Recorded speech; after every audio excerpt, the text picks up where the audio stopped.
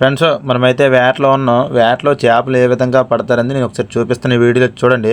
ఎందుకంటే వేటకి వెళ్ళే వాళ్ళకి కదా తెలుస్తారు చేపలు ఏ విధంగా పడతారంది. వేటకి వెళ్ళిన వాళ్ళకైతే తెలియదు కదా. మా తమ్ముడైతే ఎర్రకుట్టేసి గ్యాలములు సముద్రంలో వేసాడు. తాడైతే ఒక 100 బార్ల పైగా మనం సముద్రంలోకి ఒగ్గాలి. ఒగ్గిన తర్వాత అప్పుడు మన తాడును కూడా కొద్దిగా స్పీడ్గా లాక్కుంటే మనకు చేప అయితే వేగంగా లాగుతుంది. మా తమ్ముడు అయితే ఇప్పుడు తాడు ఉగ్గిసాడు, స్పీడ్గా తాడైతే లాగుతున్నాడు చూడండి. చేప కూడా పడ్డది. చేపను ఏ విధంగా తీస్తున్నాడని ఒకసారి చూడండి. ఈ వీడియో అయితే లాస్ట్ దాకా చూడండి, చాలా ఇంట్రెస్ట్గా అయితే ఉంటుంది. ఆ చేప అయితే చూసారా, పక్కన కూడా ఇంకో కుర్రాడు కూడా తాడైతే లాగుతున్నాడు చేపకి, కానీ పడలేదు.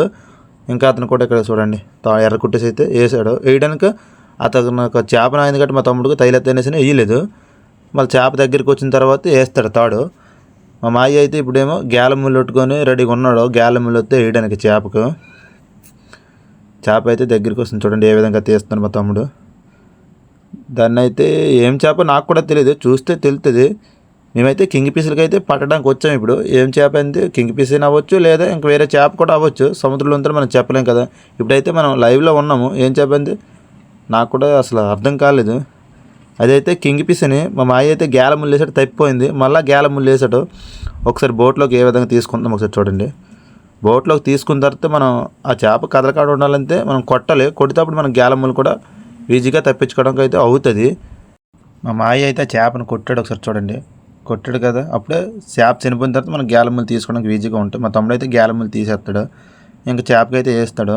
మేము ఏవే చేపలు పెట్టామని కూడా ఒడ్డుకెళ్ళిన తర్వాత నేను చూపిస్తాను, ఒకసారి చూడండి. ఇప్పుడే చూపిస్తాను. చూసారు కదా ఎన్ని చేపలు పెట్టాం కింగ్ పీస్లో. మనమైతే ఒడ్డుకు వస్తాము, కానీ మొత్తం ఫుల్ వీడియో అయితే నేను చూపించలేకపోయాను మీకు. చాలా పెద్ద కింగ్ పీస్లు ఎక్కువగానే పడ్డావు, కాకపోతే ఇంక వేరే కాన్లు అయితే ఉన్నావు తీయట్లేదు. ఇప్పుడు మనం 3 పీసులు అయితే బయటికి తీస్తున్నాం. అదైనా వేరే వాళ్ళు అయితే కొంటారు అంటున్నారు, తీస్తున్నాము. సౌకర్యం అయితే ఇంకెవ్వలేదు మనం చేపలు. ఒక్కో పీసు 6,000 లెక్కనైతే కొనేస్తారు. మనమైతే శంఖంలో వేస్తున్నాం. శంఖంలో వేస్తే వాళ్ళకి ఇచ్చేస్తాం చెట్టుకు. చెట్టుకంటే చెట్టుకెట్టు కాదు, వాళ్ళు చెట్టు దగ్గరికి వెళ్ళి కట్ చేసుకుంటారంట. వాళ్ళకి పనక్షన్ కట్ చేసుకుంటే పనక్షన్కి అయితే మాత్రం చాలా బాగుంటుంది వండుకుంది. కింగ్ పీస్ అయితే చాలా టేస్ట్గా ఉంటుంది. ఫ్రైకి అయితే ఇంకా బాగుంటుంది కింగ్ పీస్ అయితే. ఇందాక మనం బోట్ని చూసాం కదా వీడియోలో, ఆ బోట్ కూడా మందని. అందులోనైతే మా బాబాయ్ వాళ్ళు ఉంటారు, మేము కలిసే ఉంటాం అందరం. చేపలు అయితే ఆ బోటుకి పడినా మనకి పడినా మనం పంచుకోవాలి. వీడియో నచ్చినట్టుకుంటే లైక్ చేసి సబ్స్క్రైబ్.